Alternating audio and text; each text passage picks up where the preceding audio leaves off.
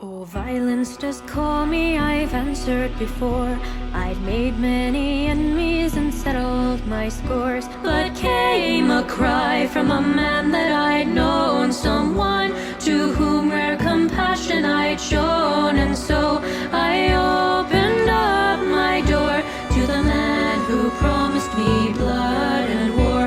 For I craved violence, I craved to be free from the people who wish to control me. Yes, I believe in anarchy's reign, and I know that dictators only bring pain. Oh, woe to thee, people of order. I hope your homes continue to smolder, and that you'll never rise again and leave me be and leave my friends.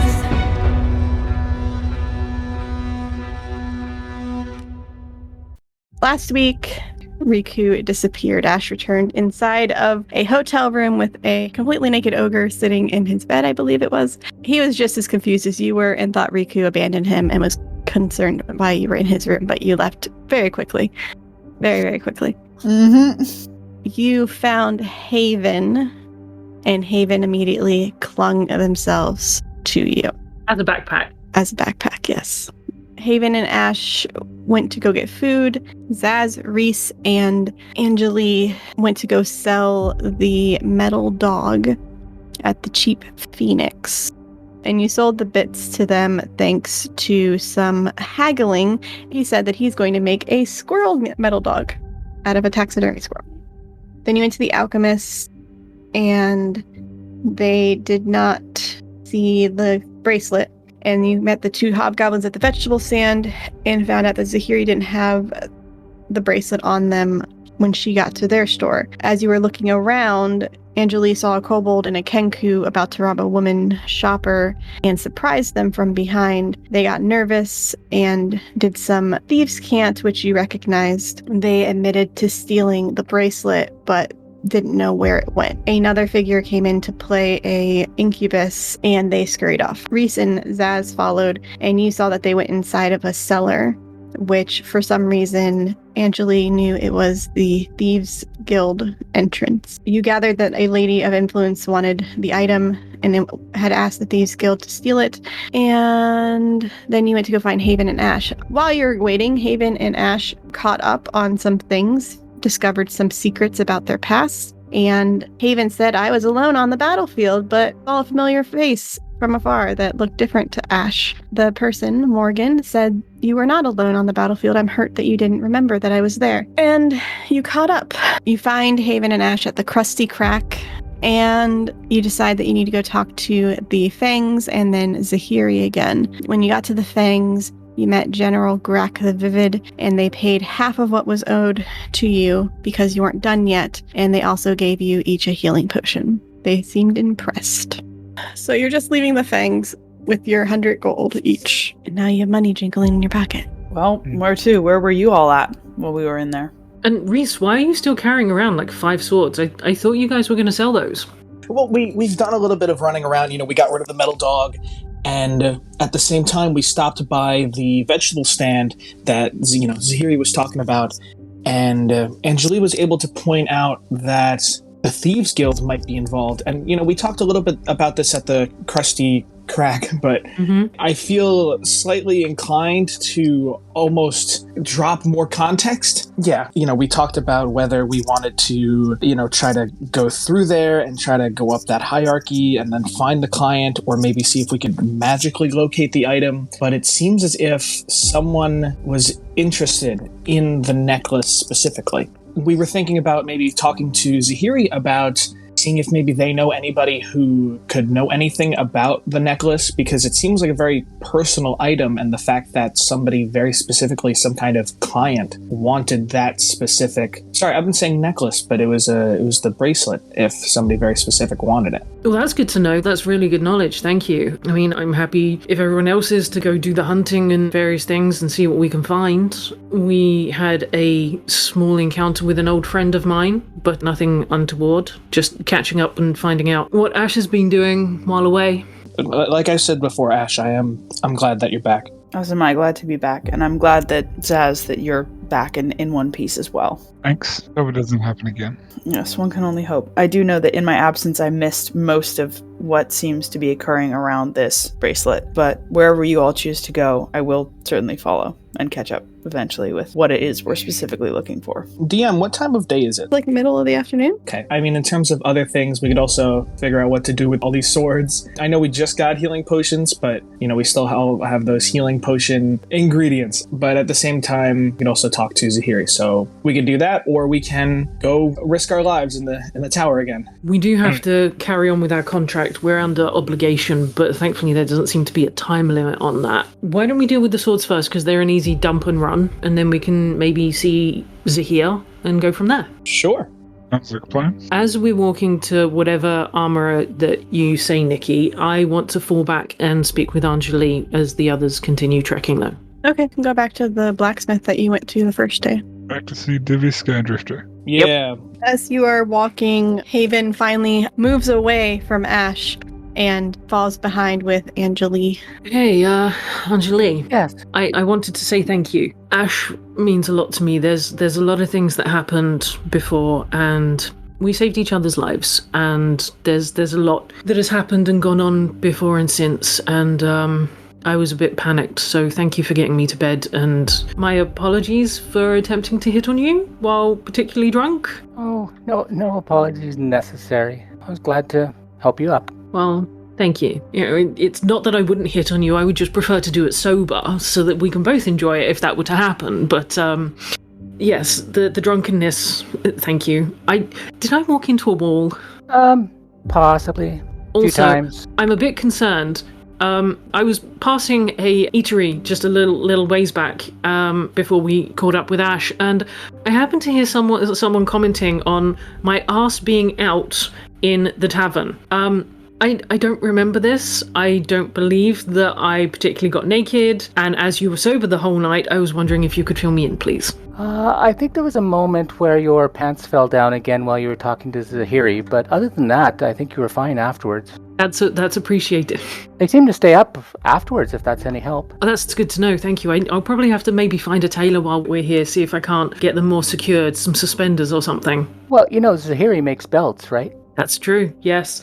I'll see what she has to tie me up. Thank you, that's a very good suggestion. Indeed. And I'll speed back up so I'm next to Ash. I think we've just been taking the time at least to explain to Ash maybe anything that they've missed and all of the things going on with the bracelet. As Anjali is walking along, she's just taking out a few of the things that she got from the artificer and juggling them in her hands, playing, trying to fit, doing some thinking. Eventually, you all get caught up and you reach the blacksmith. Divvy is working on something and finishing up the final touches on a intricate rapier. And as you enter, she puts it aside and goes, "Oh, hello. I don't remember how she talked, so this is how she talks now." Hi, we've been around a few places, and we have acquired some great weapons that we would be interested to know if you would be interested in buying from us. I mean, I can definitely look at them. Sure, and then I think we split up the swords, so I guess we'll all just put them down and show Divvy. She shows immediate distaste for the swords. She's like, who the hell made these? Evil people. Yeah, long story, we got them from the tower, going in there, and yeah. These are terribly designed. There is no beauty whatsoever. It's just function and straight edges and boring. And also they're pitted. Like, they didn't even do the tempering right on the metal. They're so pitted. My weapons would never do this, even if it's been hundreds of years. I guess I can take them for some free, she taps it, iron? She smells it-ish. I can take it for the iron. It's worth probably a mix of iron and some cheap metal, though, because they look weak and mass-produced. 20 gold. That would sound great. She hands 20 gold. And We make it 25, just that it's a nice even split and we don't have to faff around with awkward numbers in gold coins. you can split 20 by 5, actually. Do you need anything else while you're here? New weapons? Admire some of the swords while we're walking around, but I'm not going to buy anything. How much would a +1 sword cost? So for everybody, between the 20 gold, everybody gets 4 gold pieces. The few I have are about 400. Very reasonable price. I will come back to you on that one. Thank you very much. Mm-hmm. I was actually wondering if maybe I could take another look at that scimitar. Sure. She pulls open the big tackle box. and then opens it up and shows you the scimitar. Yeah, what was the last time? 29? That sounds right. Yeah, I have returned with the wallet. So, I think I'm going to take that. I don't really have anything. It's a good weapon and just in case of anything. So that'll be good. She nods, takes it out, puts a leather sheath on it, and hands it over as you hand her 29 gold. Thank you. Angelique's been looking at her short swords. Okay. She sees you eyeing them, and she goes, "Oh, the short swords, if those are what you're eyeing there. Would you have a match set? Of course I have a match set. Those cost 12 gold each." And she picks up the tray that's currently showing, and underneath is more swords. And she pulls out 2 short swords that are completely matching with jagged edges on them and a moon symbol in the center of each of the hilts. Those are beautiful. Be 24 for the 2. It would be my pleasure to take those off your hands. She sheaths them both, hands them over hilt first, and takes your gold. Thank you very much. I will use them well. Well, if that's all. Yeah, I'm good. Think we're set? Would you happen to have any daggers at all? Of course. She pulls out a couple of daggers. They all look different styles, but they're all daggers. Nothing particularly between them? Depends on your aesthetic. I don't remember if they were Celtic or Nordic, but I have really cool braces, and I'd like them to match that, roughly. Celtic. Celtic. She has a dagger that is made of Damascus steel, so it looks like a gray and lighter steel color mixed together. And in there are designs carved in that match the bracers. And where the designs are is dyed red. Old. How much for these? 5 gold each. Can I have 10? I'd have to make more, but yes. Oh, how many do you have? 4. I'll take them. 20 gold then. Thank you. And it's just a standard dagger, yeah? Yeah. Cool. They just look cool.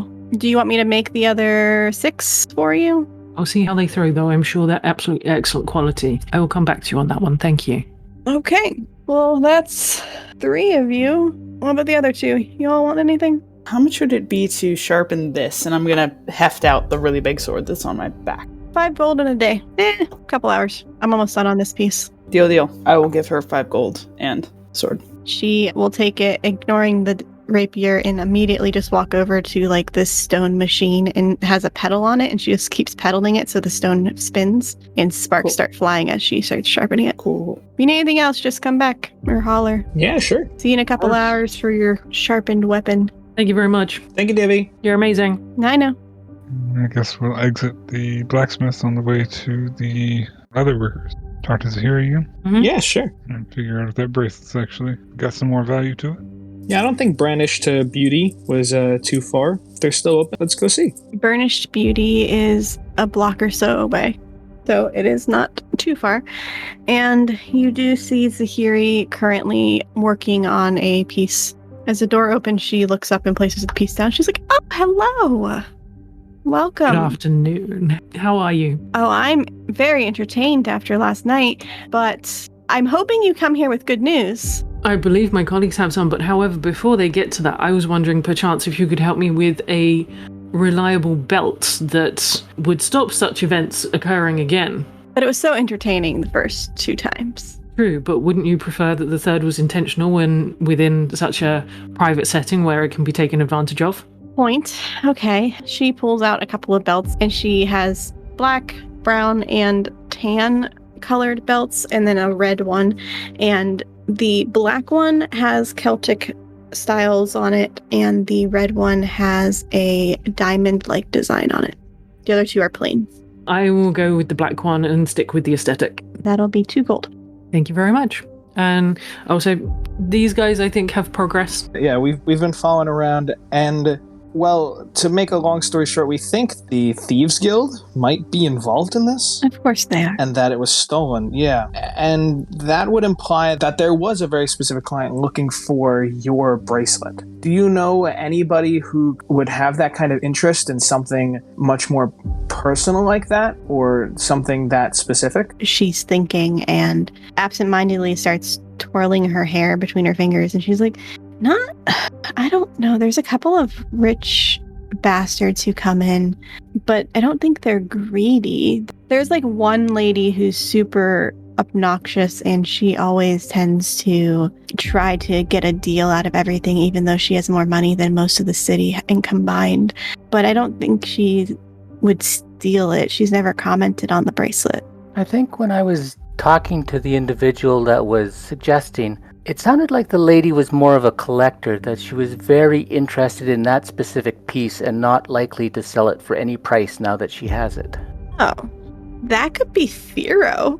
She's a harpy that loves to collect anything that's shiny. She never made commentary on my bracelet, but she came in all the time asking for the newest leather fashions. And she has money or connections to the Thieves Guild?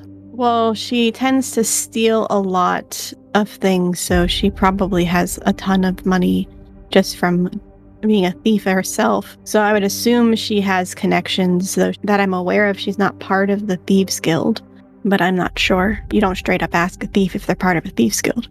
Does Zahiri look like they're hiding anything from us, or like holding out any information? Make an insight check. That is a 10. No, you can't read her very well. Okay. When was the last time that you saw her? She thinks for a second and then shakes her head and goes to pick up a ledger and starts flipping through it, starting from the back and going backwards. A month ago, Okay. she came in to buy a leather corset with roses and thorns down the side that made out of leather and dyed. It's a beautiful piece. I can tell you the gist of where she lives. I don't know if it's her or not, though. No harm in us scoping out the place, I suppose, seeing what we can see, maybe. You didn't hear it from me because client confidentiality, but if Of she course. stole my bracelet, then I want it back. And she'll give you a location that's a little deeper into the city, on top of one of the higher parts of the city. Okay. Wonderful, thank you. Thank you, Zahiri. Good luck on your search. All right. Still have some day in front of us. Should we go and scout out this place? See if this person is foolish enough Yeah. to possibly wear this bracelet if they have it? Potentially we should split into two teams, though, so it doesn't look like there's a gang of people just randomly approaching a house, and we can, mingle around the area. Should we maybe do our 2 flyers on the separate teams just in case, depending on what happens? We have 3 flyers for yes. Oh, fair. I'll go with Anjali, whichever one she's on. What did Zahiri say Thera was? A harpy. Harpy. E. Unless maybe we want our flyers, because we have a kind of a general area, kind of scope out the area and see if we can, maybe they see this Thero and figure out which place is their place of living. If she's as good as Zahiri seems to intimate, I'm sure she's probably a little bit paranoid, so I would think flyers might attract her attention. Why don't we just talk to her? You still inside the leather shop, by the way, or did you step out? I think we've stepped out. Yeah, we're out and walking. Yeah, but All right. still trying to keep conversation to ourselves, not too loud. Somebody make an intelligence roll. Oof, I want to. Yeah, sure, why not? I need to roll today. Intelligence, just straight up. Let's go. Oh, that's a 19. You would know that the higher mountains is a very common place for flyers. There are other homes up there. Araness and succubi, concubi, incubi, they all live up in that general area, or any type of flyer could live up there. It's not impossible to access it by foot, but it's easier to access it by flight. I mean, it really, flying wouldn't be too suspicious up there. It would actually be a little bit harder for you to probably get there on foot, Reese. One of us would be better to carry you, I think. Okay. Maybe you too, Ash. I was gonna say I'm hefty. It might take 2 of you to carry me. There are 3 of us. There would be 2 if one was carrying Reese. That might be a little more noticeable. Potentially, but if we don't head straight to that property and head to the start of the area, then, yeah. We'll be fine. Yeah. You 2 are flyers and from the city. Do you have any contacts that we could use as saying we're visiting them if anybody asks? There's a fair few people we've slept with. It's the North Ward, but Yeah. I don't know if I could rely on any of them or remember most of their names in a pinch. There's, Bluebell, and, there was, the one with the whip that, Saz, you pointed me at one that had like a really sharp, pointy, spiky whip. Oh god! Oh, The no. leather-clad It's on the tip of one? my tongue. What was her name? Fun coming up with names, isn't it? Shara, that was it. Shara. Shara. There we go. I Yep, think she lives was up that way. Yeah, yeah. And then there was that Minotaur that you had a spectacular week with. I'm sure he used to live up there because he liked the run and the climb and the fitness of getting up there. Yeah, I believe he did live up there. Taj, wasn't it? Something like that, yeah. We have a few people we know in the area. Let's make a couple of excuses, I guess. I mean, there was that... Oh, she was very good with her hands. What did she do? there was that particularly voluptuous lady that you had, and then a few days later I had, and then a few days later we had, and she was very good with her hands. I can't think of what her name was though. She has a shop up there. The walking across the back thing. Yes, that one. Oh. She's very contortionist. We're not gonna need any contacts. We will be fine. I think as long as we're just gonna get up there and we're just gonna scope it out, and maybe we'll talk to Theo. Good Theo, all right? We'll be good. Anjali's just looking a little disgusted at the two. I don't mind the social activities, but you could at least remember names. When there's 5 to 15 per week. Per week? Yes. I mean, I know it's a bit on the low side. We're not in our usual habitats. If we were back home, I fully understand. Yes, you're quite right that it would be closer to 30. We're slacking off because we don't want to drain the current populace. It's a stamina thing. You have to pace yourself a little bit. You know? Yeah. Plus, it helps if you have 5 sims at the same time. Does increase the numbers. Are we there yet? I think we would be at this point.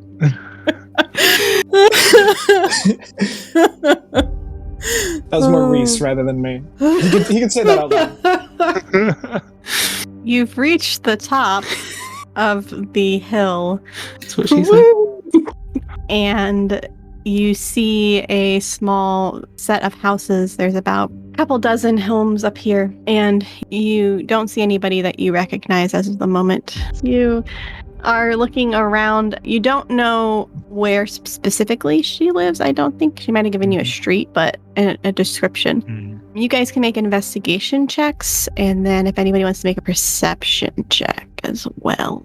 I will go for perception. All of the homes around here, by the way, are the same style as the below homes, where they are mismatched and made of different colors, but these ones are much more bright and vibrant, and they also are taller than the ones below, probably because flyers want more airspace. If no one else said anything, I'll make an investigation check. I was going to say my investigation I was going to roll one too. It was an 18. I did perception and only got 6. 17 on perception. That is a 25 on investigation. Very nice. Angelie, can you make a perception check? Yeah, I rolled a 20, so it's 24. Okay. Ash, you do see some familiar faces, though they're people that you've seen around town, not enemy-wise, just familiar. And you notice that somebody seems to be watching you. Angelie, you notice the same person, and it is the Incubus from before. With the investigation, as you are walking, Reese, you are able to put together approximately where the home is and find the right street. With that number, you will find the right house, but we'll say that you're on the street, at least currently, when the other two notice the Incubus. Yeah, I think it might be this way. Guys? Are we close enough to say something without it drifting on the wind? To each other? Yeah. Yeah, it's fine. That Incubus I talked to in the marketplace is over there. Is he just happened to be there, like leaning against a wall, or does he look like he's maybe following us? Make an insight check. Ken? Could be either way, but he is looking directly at you. Definitely recognizes me. Oh, shit. Well, I mean, he sees us now. Maybe I should just go ask him. Or have you spotted where the harpy lives? I think I've got the right idea based on the directions Zahiri gave me.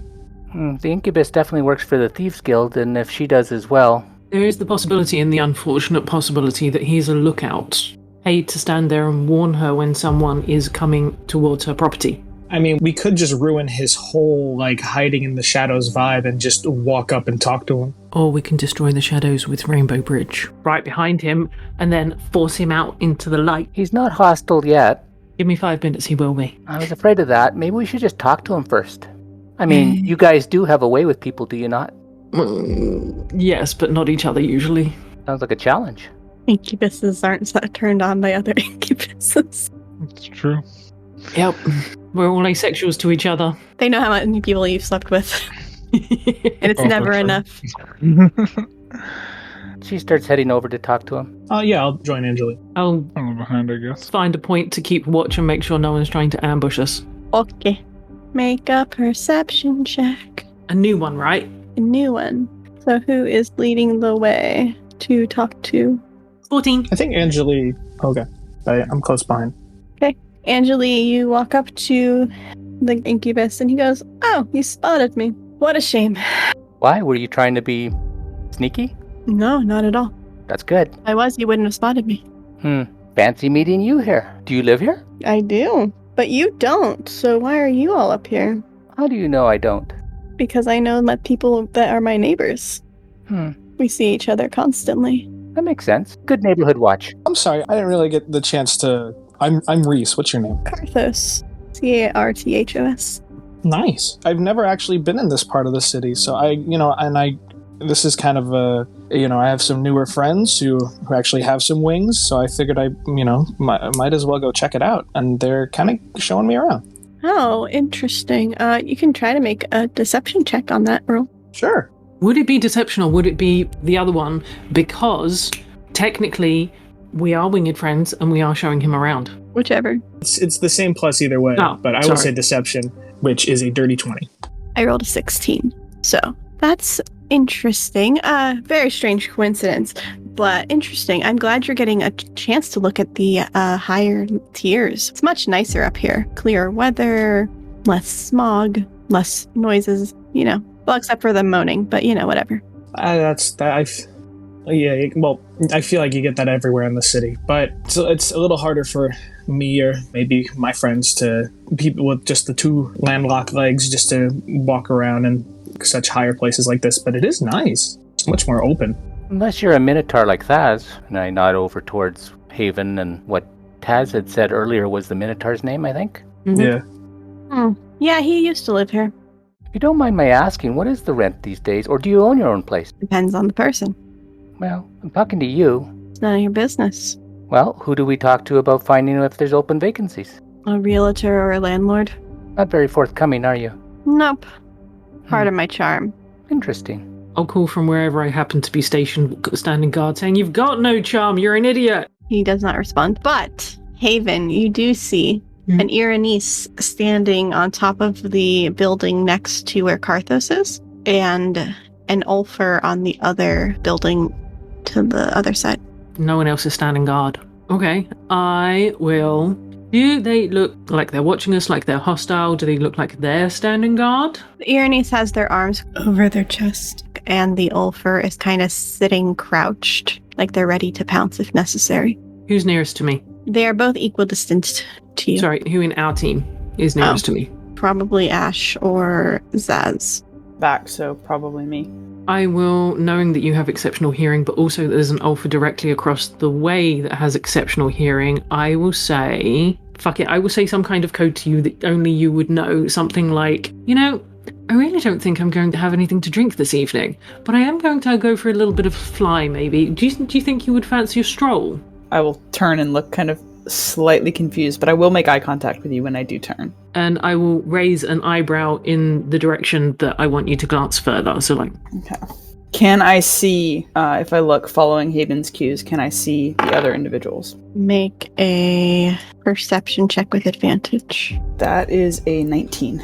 Yes. Okay, I'm going to just tap. Is it Zaz or Reese who's in front of me? Whoever's in front of me, I'm just going to give you a gentle kind of tap on the shoulder. Probably Zaz. Yeah, it's me. Okay, Zaz, I'll just kind of tap you on the shoulder, and I'm going to lean in and very, very quietly, just because you are right next to me, say, I think we have some company. as Ash does that, I'm going to start strolling away a little bit so that I'm not directly in front of these people. And when I'm 10 feet further down, up onto the roof and go to where the Iranese is. Okay, so you're going up towards the Iranice.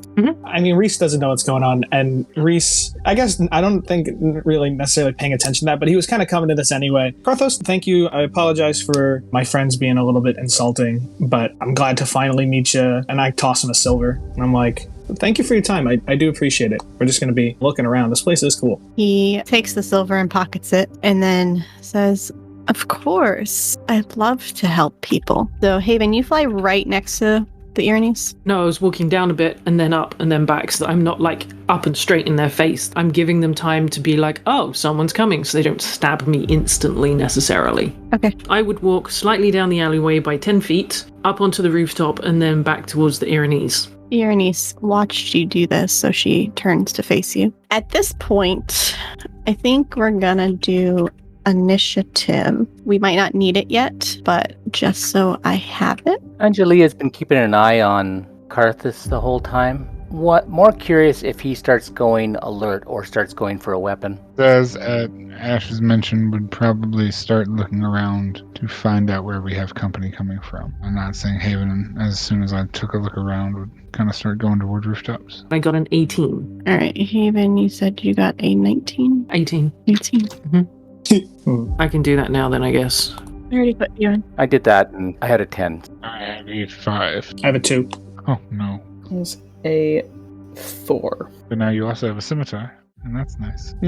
Reese is just taking in the upper crust, just playing the part. Trying to highlight, Yeah. literally. All right, Haven, you are up on top, and the others are still talking, but about to walk away, I believe. Yeah. You hear the Incubus chuckle softly and goes, "No, I don't think we're going to let you leave. I wasn't done talking to you." Oh, sure. What's up? Such a naive one.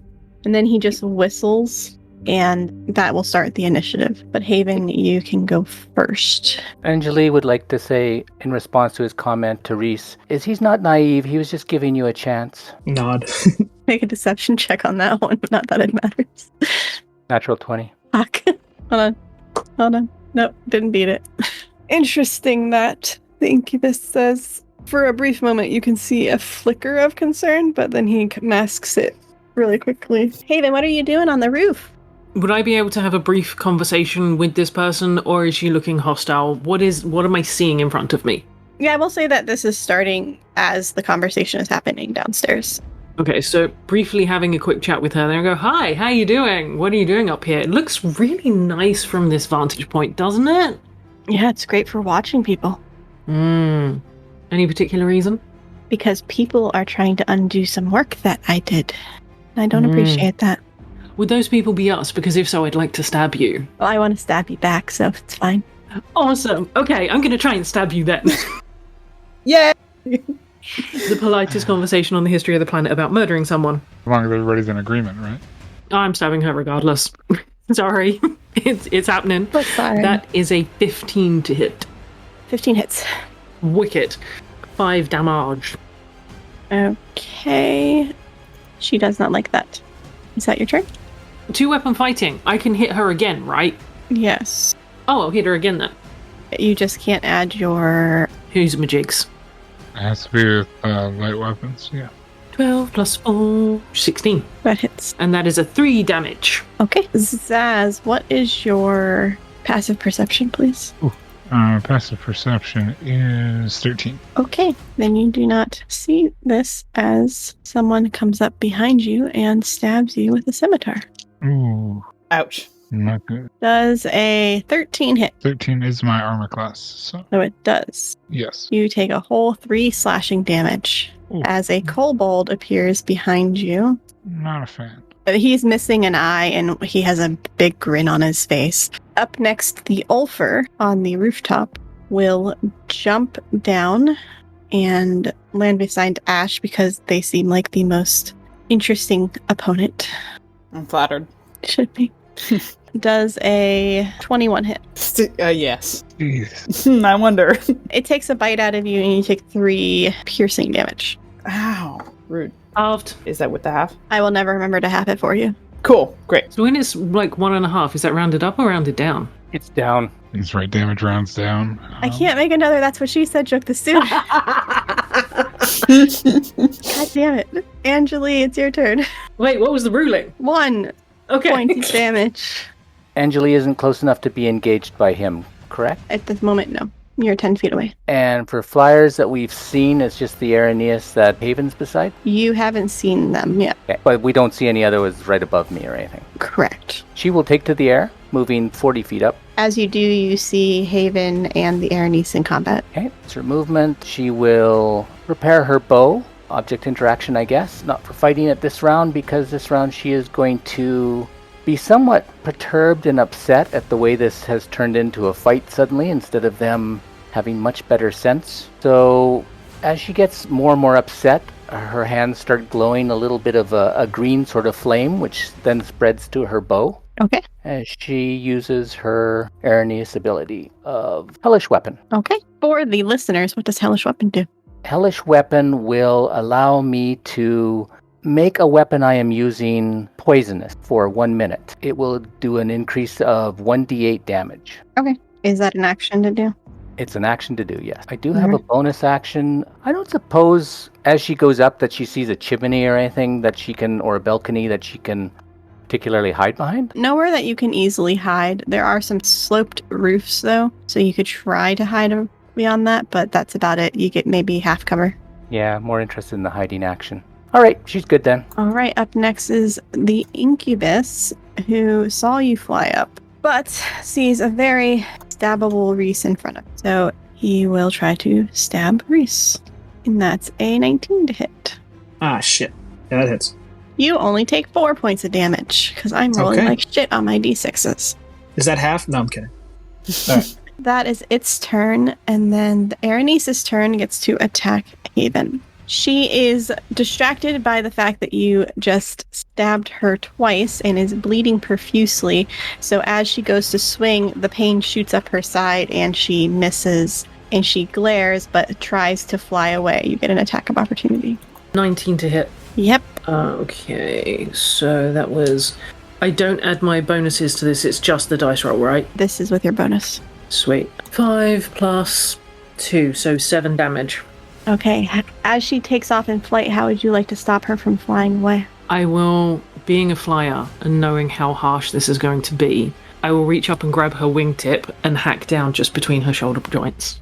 That is enough to not only disable her, but kill her as she falls to the ground. I'm not sorry. I wonder if I could make a nice jacket out of her wing. All grim. Why don't waste materials? We're evil here, remember? This is fair. Fair. Even if you don't have enough for a jacket, you could make like a wallet or something. Some boots. A nice bag. Very resourceful. Yeah, I'll keep the wings. Okay. Zaz, it's your turn. Okay, so I just got stabbed by a tiny thing. Mm-hmm. I guess my instant reaction would be to swing at said tiny thing, so I'm going to pull out my short sword, attack it. And what is that? That is a 12 to hit the kobold. That'll hit. That will hit. Okay, perfect. It is a d6 plus 2, 7 points of damage. Mm-hmm. And then as a bonus action, I'm going to use Freezing Smite. Costs 1 bonus action, concentration spell up to 1 minute.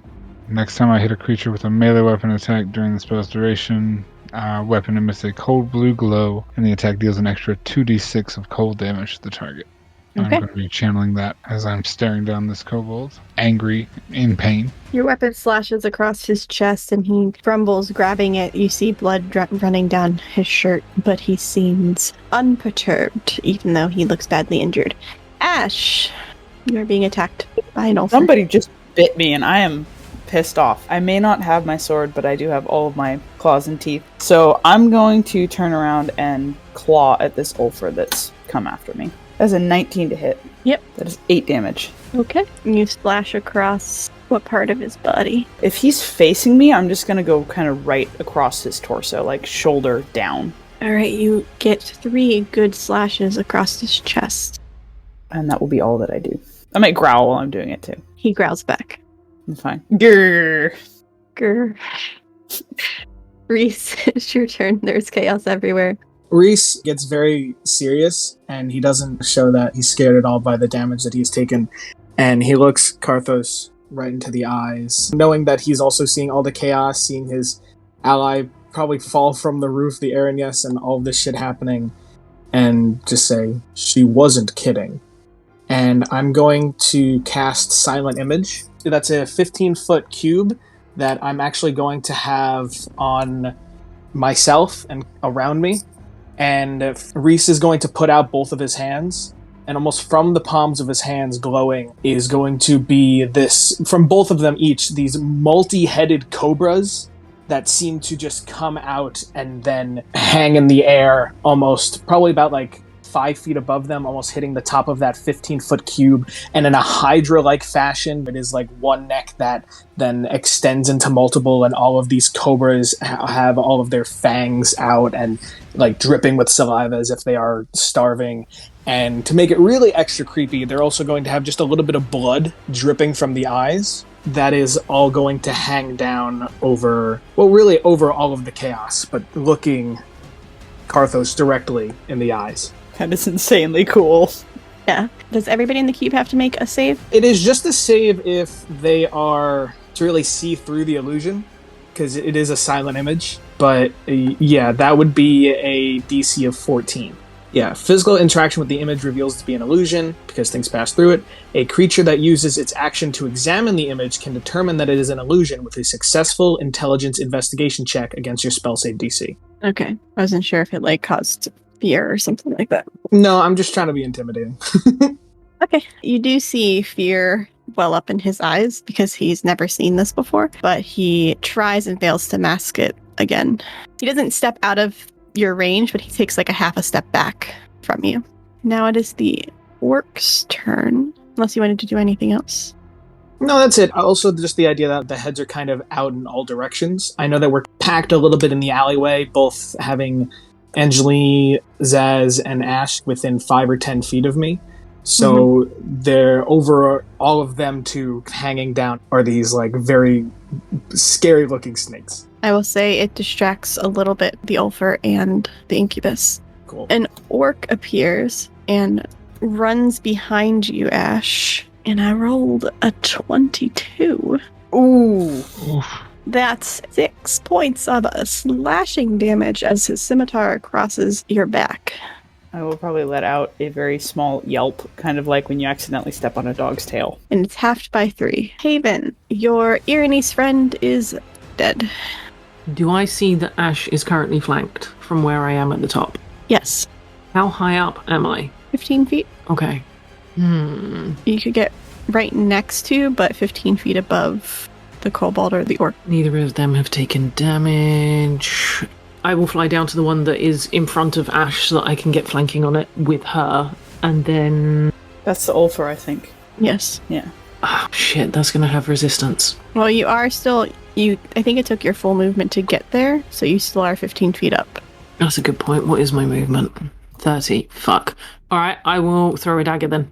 Okay. You don't have advantage, but you can throw a dagger. You will once you go down 15 feet, but... Gotta love going down. 18. That hit. 6 damage, halved to 3. Where would you like the dagger to strike that kills it? It does. Then in the neck. Straight in the neck, out of rage. Nice. Your very cool new dagger gets chucked into his neck, and Ash, you see his eyes open wide and then blood splatter out of his mouth before he collapses to the ground. New pelt for the bed, people. New pelt for the bed. I'll just kind of look up and give a little, wave to Haven. All right, 2 down, 3 to go. Anything else you would like to do on your turn? No, that's the end of my turn. Okay, so up next is the kobold. The kobold will attack Zaz again and roll a 11, which will miss. And then it's going to try to run away. So you can take an attack of opportunity. Yeah, no. Here's the question. If I make an attack of opportunity, do I have to use the freezing smite or can I hold it? I believe it says your next attack. It's next attack, that's what I thought it said. Alright, fine. We'll make an attack of opportunity. Because... things. And that'll actually save me a spell slot from my plan. Short sword, D20, do the things, attack of opportunity, don't miss. That is a 6. A 6 to hit. Yeah, 6 to hit. That does not hit. But it doesn't use your ability either. Yay! Okay. Yeah, so I'd swing and try and poke out at it and don't come anywhere close as it turns and scurries away. It runs 30 feet to the east, away from the party. Anjali, it is your turn. From your vantage point, you do see the kobold running away. She's a little focused on Karthus at the moment. She will drift a little sideways so she has a clear shot because of the overarching snakes. And she will focus intently on putting her arrow into Karthus. Okay. That will be a 14. That'll hit. He is within melee of Reese, correct? Yes. Good. That will be 8 piercing and 8 for the poison. All right. Where would you like your arrow to strike to kill him? Pretty much straight in the chest so he can see it penetrate. There'll be a flicker of green as the poisonous fire snakes up and around, reflected briefly in his eyes. Reese, you suddenly see an arrow pierce through the chest of the Incubus in front of you, his eyes already wide and focused on the multitude of cobras in front of it, and then he falls backwards after looking down for a moment at his chest. She will then use remaining movement to fly straight towards where the kobold is. So she's still 40 feet up above the buildings and flying that direction. Okay. Zaz, it is your turn. So I see this orc right here, and I don't like the fact that it's messing with Ash, so I'm going to run up and bring in my short sword to hit this orc in the face. And that is a dirty 20 That'll to hit. hit. Alright, cool. So that is 3d6. That is 12 points of damage, 11 of which are cold damage. How would you like to destroy the orc? I want to stab, like, toward their chest area, but not toward the side of the heart, the short sword. And just Okay. kind of, like, pin the sword into them. Is it possible to do this non-lethally, or would this be enough damage that would basically kill them regardless? Not if you're going to be stabbing him, no. Okay, cool, fine. Then I'm stabbing into the offset shoulder, so that way it hurts and it bleeds for a moment. And it's not like instantaneous because they hit my friend and that's not cool.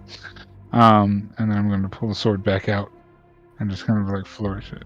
As you pull the sword out, the ice begins to cross over his chest and up his neck until he is completely frozen. Very nice. And does the blade still have an icy sheen on it as well from the frosty stab?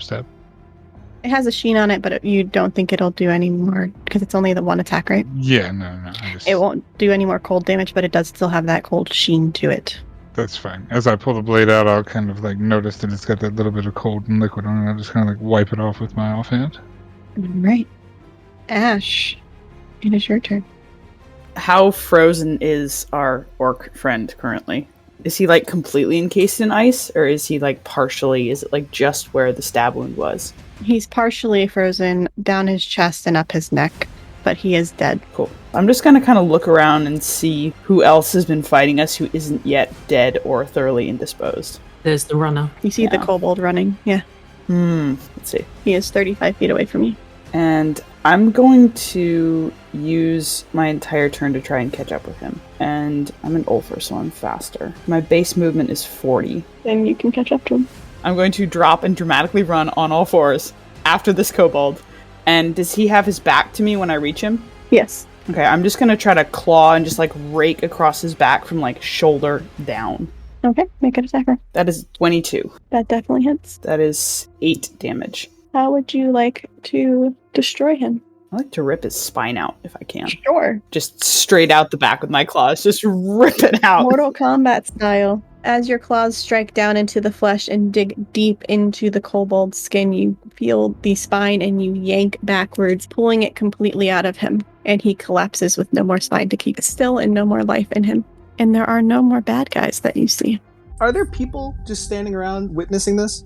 You see that there's a couple of people. The street wasn't empty. They aren't going near you guys, though. They are purposely moving away from the fight because it's not uncommon. I was gonna say, it could be just like a normal Tuesday. Be like, oh, look, this fight going on over there. Nope, They're somebody's like, that dead. has nothing to do with me. That has nothing to do with me. I'm out. Mhm. I'm going shopping. Goodbye.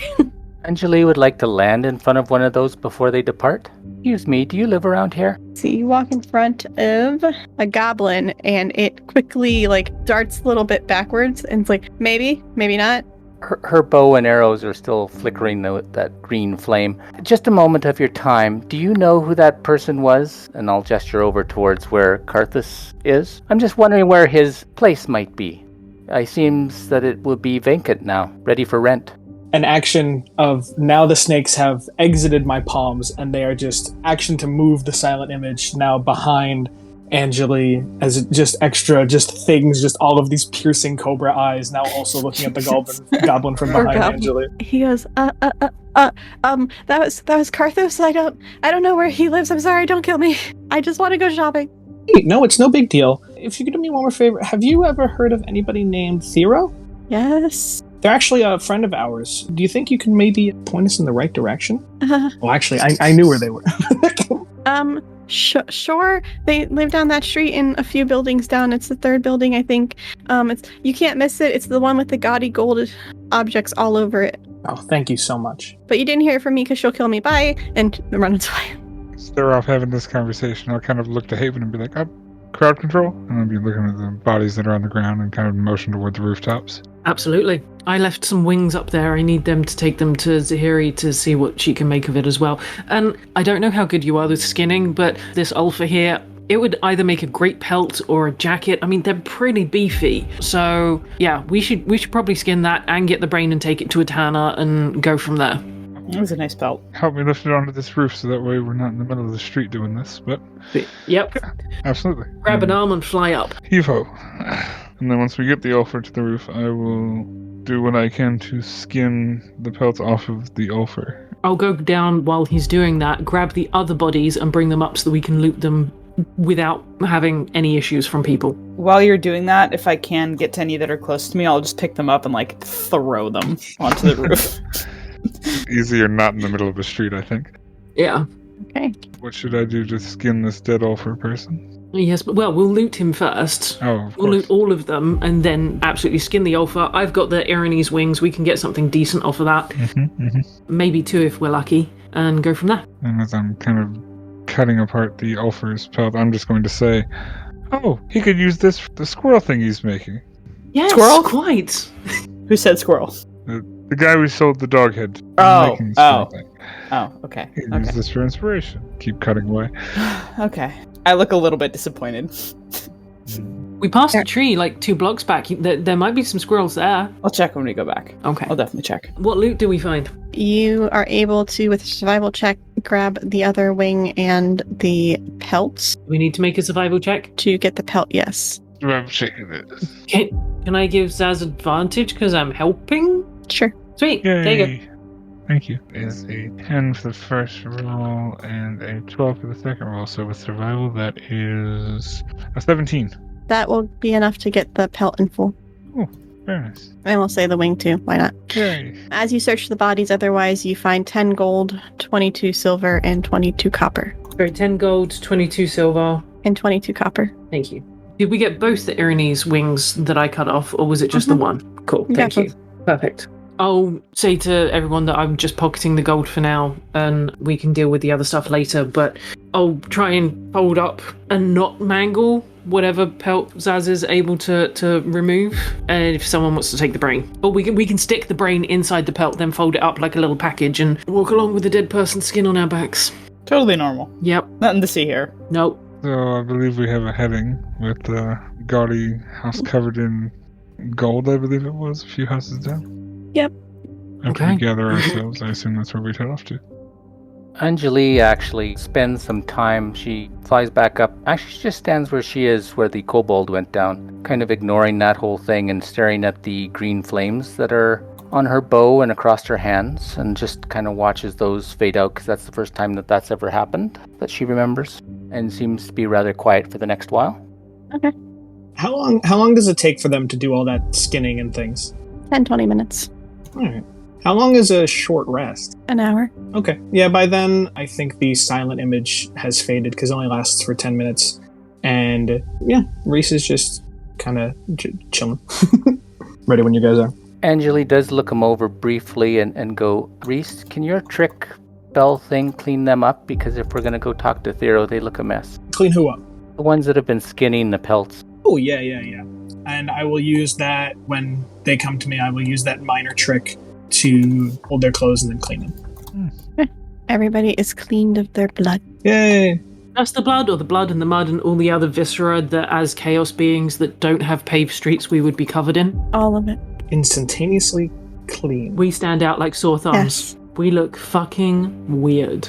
Well, the good news is you can also use it to make you look dirty, so he can add a layer of dirt back if wanted. I'm like, dude, I need to go roll in the mud or something now. Don't take my dirt!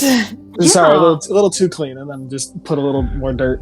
What do you think I am, from the upper levels? Here, and you know what? While we're at it, now you also taste like chocolate. Oh, thank you. Okay. Not gonna argue with that. And start licking my hand. You get a taste of dirt and chocolate in your mouth. Seems normal. Right. Well, just killed a bunch of people, but progress. Blood and viscera are dripping down off of one of the rooftops onto the alleyway below. Just a plop, plop, plop, plop of blood and entrails. Completely normal Tuesday. Mm-hmm. I think if anything, it means that we're on the right trail. People wouldn't have been waiting here if this place was irrelevant. Quite. All right, so are you heading to Thero's house? Yeah, I think so. Sure. Okay. You begin to walk down the alleyway that you were originally looking at, and you walk a few buildings down, and as mentioned, you see a colorless house that is not as bright as the other ones, but any type of decoration is completely covered in gold. Mixed matches of gold, bronze, silver does not match whatsoever, and the windows are partially boarded up, and the door in the front looks sturdier than any other door that you've seen in the village. So, you guys think we just knock? Do we really want to have a conversation with this person or just go in, kill them, and rob them blind? I mean, look at all the stuff that they have outside. We could just rinse the outside of this, take it all back down to the lower town and lure her to us, and make a financial killing in the process. I don't know. What do you guys think? I'm not exactly sure. Do we know for a fact that this individual has what we're looking for? Not remotely. Or are we just randomly potentially going in and killing someone just cut? Yes. No, we'd randomly be killing somebody just cause. You'd also be killing someone who belongs with the Thieves Guild, so you might have them coming down on you. That is true. If we get caught. In fairness, though, we have just killed like 6 Thieves Guild people just now. Yeah. 2 moments ago, so I don't think they're of her status, though. there's that. That's my 2 cents. What's everyone else's votes? Yeah. I'm fine to break the door down. I just think that if we go in, maybe we don't kill whoever's in there. At least not right away. Intimidation tactics first. See if that works. Be scary first, and if that doesn't work, then be stabby. Do a little good cop, bad cop? Or we just go in full... We are carrying the eviscerated remains of some of her subordinates literally on our backs right now. That's pretty intimidating. We do bad cop, and if bad cop doesn't work, then we get stabby. Bad cop, bad cop. Is there any sign that there's anybody home at the moment? We could also potentially position some people outside in case there's more than one exit. Mm-hmm. And also, is the front door going to be trapped if she is with the Thieves Guild? Right. Is the pathway to the door going to be trapped as well? So we could fly up and over any trappy areas, but then if the door itself is trapped... Also an area of flyers. Yeah, just check out the house too. Probably a roof exit. If we bust in the front door, will she run out the back? You know, like you guys said. Yeah. I mean, I'd definitely be able to fly above and keep eyes on the whole property, more or less, if that would help. How many people do we want to have go in? How many do we want to have potentially stay out and watch in case there's more than one exit? Well, we could maybe send in the most charismatic or the most intimidating. So either Zaz or myself with someone else. Probably Ash for being huge, third. And Scary. Grr. Grr. This is the most intimidating gars ever, by the way. Just Oh, grr. Thank you. Grr. I can pull some random illusionary bullshit out of my ass if good. it comes to it. Not literally, I hope. I mean, that's how talented I am. I can literally if we need to, but... Does it look like there's anybody home? It's hard to tell with the windows boarded. No sign of light or anything. You can't see any light, but the windows are it's not like half-ass boarded where you could still see through it. It's completely boarded. Is there any way to walk around to the other side of the building? Sure. Okay. I just want to kind of look around the house, I guess, and the building, see if there's any other exits and things like that. Okay. As you walk around, make a perception check. That is 19. Okay. As you're walking around the side, you almost step into a bear trap, but manage to step around it instead. You find at least 2 other bear traps also in that same side. Eventually, you get to the back. Each window that you pass is completely blocked off by wood that is tightly covered completely, so there's no sign of light that can get in or out. In the back, you see there is a cellar door that is locked and a back door that is locked. They both look locked from the inside? Cellar door is locked from the outside. The back door, it has a keyhole. Okay. But if you jiggle the handle, it's locked. I'll come back to the party and just explain what I saw, especially to keep an eye out for those bear traps. Ooh, that's good to know. So we're going in? Oh man, you guys want to do something funny and we can put all the bear traps in front of the back door? Ooh, that might be kind of fun. Yeah. Of course, we'd have to move them without setting them off, which might be difficult. That's true. But yeah, and quietly. Maybe just whoever's on lookout can keep an eye on the back door. If you want to try it, you could do stealth plus dexterity. Could you use sleight of hand to deactivate the traps and then reset them? These tools to deactivate the traps. Okay, I could do that then, if you guys wanted it. I mean, so long as we know where they are and we can avoid them. I don't know. As long as we know where they are, I think it's okay. Certainly for ground-based individuals. We'll keep an eye. And I think also eyes peeled just in case there are any more. I only went around the one side of the house. Didn't really explore the backyard or other stuff either. Alright, so you're going up to the front door? I'm going to take off to the air and fly above this house so I can see the back door and the front door and the lawn and things like that. Okay. I'll go to the door. Needs some charismatic folks to come too. How locked up is the front of the house? The door looks solid. Most doors in this village look like they're mismatched and just pieced together, but not like solid, usually pretty easy to break. This door looks like it's made out of a metal instead of a wood. Oh shit. Guys, I was thinking maybe like, hey, Angeli, come pick the lock, but it was like a safe. I mean, I guess we could pick through the back door. Might be a little easier. We could also knock. I mean, just saying. Knocking does work. Yeah. You know what? Why not? And Reese will give a knock, just Is the building only one floor? 2 floors. no answer. Angeli would like to keep an eye open in case anybody shifts any of the shutters or anything to shoot out of. Okay. Make a perception check. 10. Noted. As you knock on the door, you do not hear a response. All right. Aren't harpies nocturnal? Give a shrug. Because if it's daytime, she'd probably be asleep right now. I'm reasonably sure they're nocturnal. Isn't it dark all the time anyways? But it is daytime. It might not be light, but it is daytime. They would still have their sleep patterns. I think the best plan at this point would be, I think the front door is a lot more well guarded than the back. So I think, hey, why not just give it a little switch and, keep an eye on the front door in case they run out that way and we go in the back. And if they're sleeping, that might be good. Help us sneak up a little bit. True. Guys, everybody get ready to go in the back door. Okay, so you go to the door in the back of the house and avoid the bear traps with Reese's pointing that out. And you see the cellar with a padlock-like object on the outside and a door. This one might be easier to pick if we're trying to get in, potentially. Yeah. Or fuck it. This might just be easier to break if we want to get in. True. But is it just a wooden door? Mm-hmm. Okay. I think we try and pick a lock before we break down a door. Yeah, maybe subtlety before force. Angeli, I've seen you use some thieving tools before. Do you think you might be able to try picking it? Wouldn't be too awfully much tougher than the bear traps.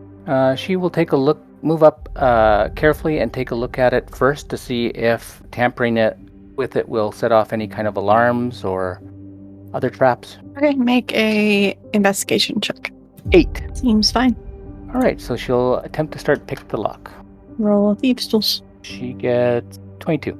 You maneuver the thieves' tools inside of the lock and you catch on pretty quickly that it's about the same as every other lock you've worked on, so it's pretty simple. But the last one almost gets you, but then you hit it just in the right spot and turn and it unlocks.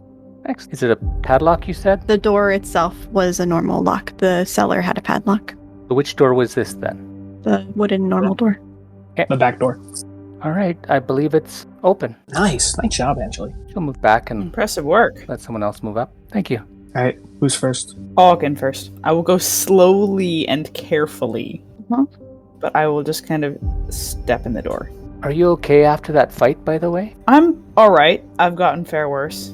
His claws were not very sharp. He wasn't taking good care of them, so I'm alright. Neglectful. Yeah, I'm just gonna kind of step in and look around and see if I see anything. Just from, in the doorway. Make a dex save. Whoa, boy. 16? As you walk in, you are about to step on a pressure plate Oh, and you pull your foot back just in time. not gonna put the paws on that one. Whoever lives here is being very, very cautious. Don't step there. And I'm just gonna kind of point at the pressure plate. Can I see anything from where I am inside the doorway? Make a perception check. Okay. That is 14. You see a standard kitchen, but it is completely full. There is a smell of rot that picks up very heavily to you because it is overwhelming your senses. And it's the food that you can see seems like it's covered in fruit flies and other creatures. You also see that any surface that doesn't have food on it is completely covered in objects. Whether trash-looking objects that look like they're worth nothing, to wooden clocks, to newspapers of sorts, to books or whatever. There's so many random objects, none of which are being taken care of, all covered in dust. So it looks almost like nobody's been in here in a while, potentially. Either that or they're just a really, really bad housekeeper. You also hear something. Okay. I'm just gonna kind of move to the side so whoever's behind me can potentially see in as well, now that I pointed out where the pressure plate is. And just kind of look around. Where does it sound like the noise is coming from? Upstairs. Okay. I'm just gonna kind of gesture to the floor above me, to whoever's behind me, and say, I think there's someone up there. And like, once I'm in the room, just step to the side a little bit if anyone else wants to come in behind me. I will be right there behind Ash. Okay. I'll follow too, just keeping an eye, trying to see if I notice any other traps as well. Make an investigation check. When Angeli has a chance, she'll hand Reese a piece of chalk so he can outline them so we don't all step on them. Sure. I rolled a 2, so that's an 8. There's absolutely 0 traps in here. You don't even see the pressure plate. You don't know what they're talking about. Angeli goes to hand me the chalk, and I'm like, I think we're good. As Haven does have some chalk already, I will mark out where the pressure plate is. Fair. Is it possible from where we've entered that, being next to Ash, I can kind of do a little bit of a half flap of the wings and get onto a surface so that I can stroll along somewhere safe and look at the floor to see if there's anything slightly further ahead that might cause us problems for walking? You could fly, but there aren't any open surfaces for you to walk along other than the floor. And even the floor is crammed. There is like maybe a 5-10 foot pathway inside of this room. Everything else is filled with stuff and boxes and crates. In that case, I'll nudge Ash and say, you take left, I'll take right, and start to go down that 10-foot wide corridor. I will follow your lead and I'll go down the other side, carefully watching where I am stepping. And also just like hyper conscious of anything that I hear, or the smell from the kitchen's probably going to be overwhelming. So anything that I hear that sounds out of place, just going to listen for that. See if I can hear whoever's moving upstairs. Is anybody else following? Angeli will go next, moving as quietly as she can and trying not to knock off any of the objects on the side to make clattering noises. She points out that that's an alarm system in itself. Okay. And Zaz, are you staying outside? Or are you going in? I'll go inside. Okay. As you are walking, Ash, make an investigation check, and Haven, make an investigation check since you two are leading the path. Woohoo! Business! That is 23. Very nice. 8. Fantastic. Ash, you gently step on another part of the floor. It's almost soft, like the wood has become so soaked with liquid that it's almost squishy now. Oh, gross. But you quickly pull your foot back, and then the wood begins to dissolve immediately into a liquid substance that has the same viscosity of honey. I'm going to keep my foot out of it if I can. And I will pass across the chalk so that you can circle it or mark something. out where it is. Yeah. Okay. You make it through the rest of the room. Everybody is able to avoid the traps, and you make it into another room. This room is a little taller than the kitchen. It's probably about 15-ish feet tall, and the room is bigger than what the kitchen was as well. It's about 30 feet wide and 20 feet long. There is a fireplace that is completely boarded up. You can see the mantle is covered completely in random objects. Any space that you see is completely covered, including very nice looking couches that are dirty and not taken care of, but you can tell that they were once nice and beautiful couches when they were clean. You see in the corner a figure that is standing completely still in the right-hand corner. You also see a steel door to the front, and you see a stairway to the upstairs. There is a path to the stairway that's 5 feet wide. Is it possible to make out the figure in this light? You can make a perception check. Okay. 15. It takes you a moment as your eyes adjust, but you notice that the figure is a mannequin. Unsettling. I hate I'll just kind of point it out to everyone. Is there any fun loot to be seen in here? Make an investigation check. 30-20. Okay. With that, you can find a couple of things. You find some silver items that are older and tarnished a little bit, but they're still silver. So silverware and cups and stuff like that. You find some gold candlestick holders that are hiding in a box that was molding. You find a lot of junk that isn't worth anything, but with a dirty 20 in one of the boxes, when you're just casually peeking through, you see a jewelry box inside. Yoink. Okay. Have a jewelry box. And I don't know, trigger anything by picking up the box. Mm-mm. Cool. I will take it and shove it in various pockets around me, and yeah. Okay. I'm going to head over toward the staircase if I'm able to.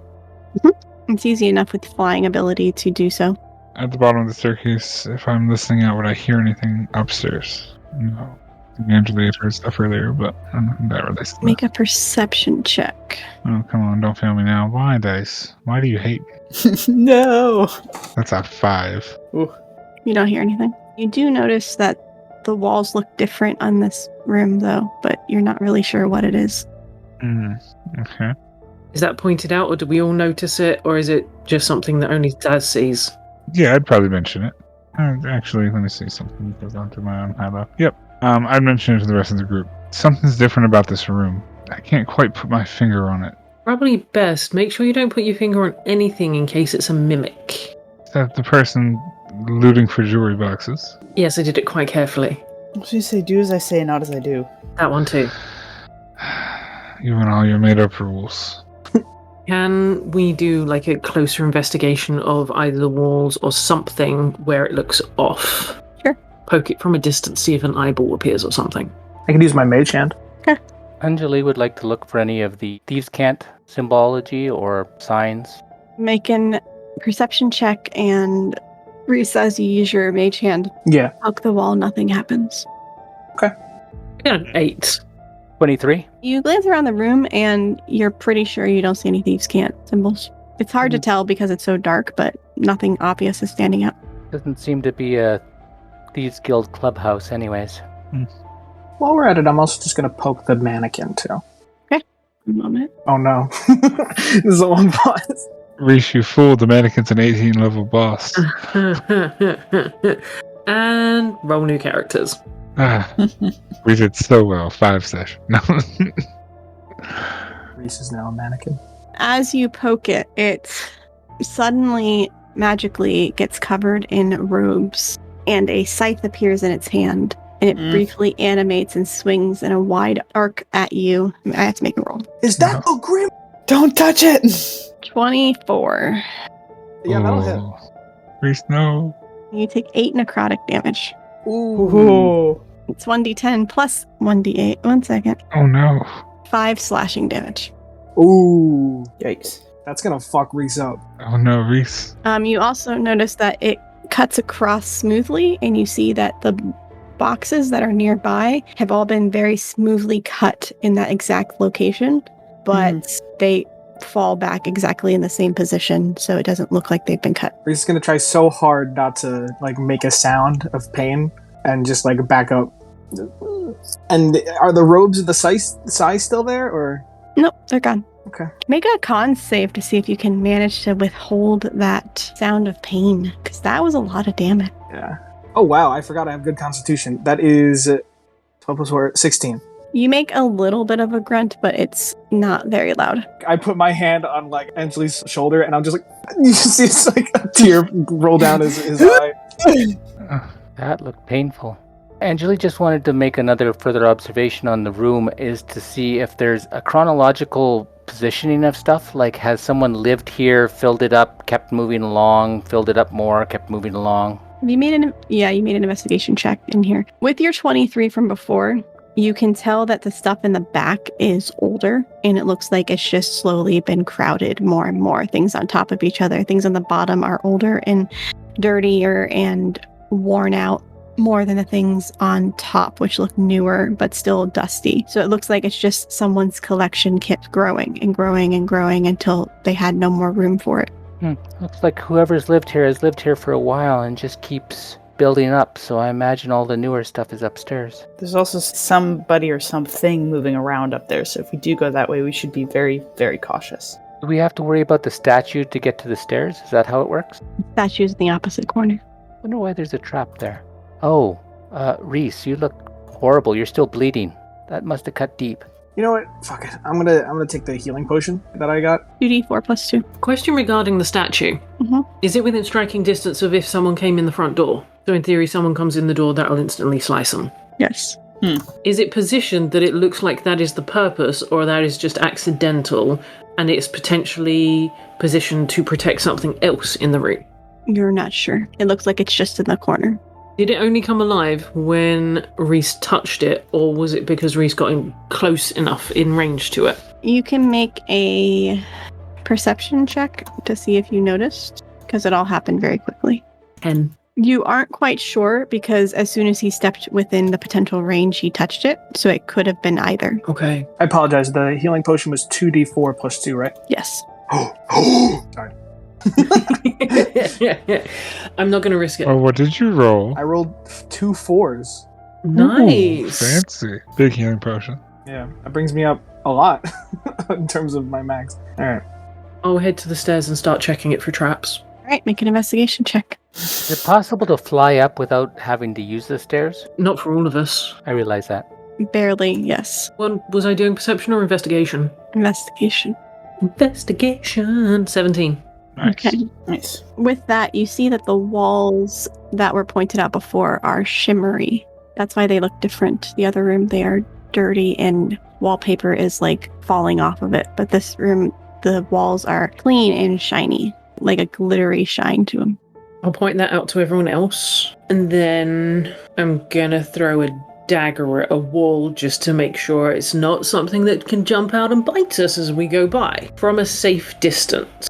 Okay. As you throw your dagger, it hits the wall, whether it strikes or not, it doesn't matter. And you don't see anything jump out at you, but you do see an illusionary landscape appear that covers the entire wall with purple hills and an orange sky, and it's like nothing you've ever seen before. And there are trees that grow that are taller than the homes that you've seen, and there is a bright light in the sky above it. And anybody who is looking at the staircase area needs to roll an intelligence saving throw. Oh boy. Yeah, I'm probably looking. Oh, thank gosh. That's a 14. 9. 11. 18. 11. Anybody who rolled below a 14, you are currently charmed by the wall and staring out into space, completely distracted. I see Haven, who's next to me, freeze up. I'll kind of do the like hands in front of the face, like, hey, and then like give you a little like tap on the back of the head, like, oi, what are you looking at? Still charmed. It's so pretty. So bright and beautiful. I want to fly there. I'm gonna like grab your shoulder and like turn you and like give you a good solid shake. Haven, snap out of it. Snap out of it. You can make another intelligence saving throw. Dirty 20. That is enough to get snapped out of it. Okay. I'll grab Zaz's hand and just try to like pull him to the side and just kind of shake him for a moment to see if that helps. Seeing that that helped before with Haven for a second. Hey, you're touching his hand. I know. Come on, this is you. You gotta snap out of it. It just. Make another intelligence save. Okay. Intelligence saving throw. That's a 12. That wall is still alluring you. Like, you look at Reese for a second, and then your head just turns and stares at the wall again. A rainbow has appeared now over the backdrop. That just makes me want to stare back at it again. That's just mean. You don't see it anymore. I will say to Ash, thank you. As I go to try and explain it, I'll wince in pain at the light that was in there and the horrifying straightness and evenness of everything, because it sounds very orderly. And I'll try and, in jumbled words, get out what I'd seen, and then just turn around and punch Zaz straight in the face. An attack roll.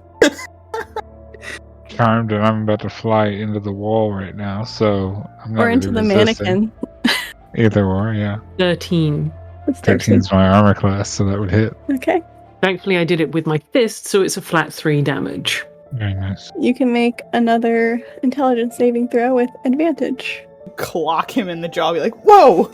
That is a 16. You finally snap out of it. Anjali is still staring at the wall. And Reese is still holding your hand. Risa is still holding your hand, yes. Leave Reese and Zaz to that. I'm gonna go over to Anjali and try to give her a little shake, sort of turn her so she's facing, like, us rather than the hallway. Okay. Anjali, you can make another intelligence saving throw with advantage. It's wasted, but it was a natural 20. So 22. Wait, you alright? Hey, snap out of it, Anjali. You alright? It was mesmerizing. I'll turn and look around. It didn't look like anything we recognized, correct? Did not. Holding my jaw with one hand and still holding Reese's hand with the other, I was kind of like shake out of it and look over and kind of look down a little bit. And that was beautiful. Weird, sick. It was twisted, but it was. Yeah, you guys kind of looked like moths to a flame. The wings didn't help.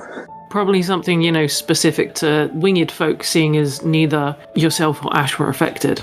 I felt like something like I was trying to get me, but maybe it was harder for you guys. And on that note, with Reese holding hands still with Zaz, we end the episode. Oh, violence does call me, I've answered before. I've made many enemies and settled my scores. But came a cry from a man that I'd known, someone to whom rare compassion I'd shown. And so I opened up my door to the man who promised me blood and war. For I craved violence, I craved to be free from the people who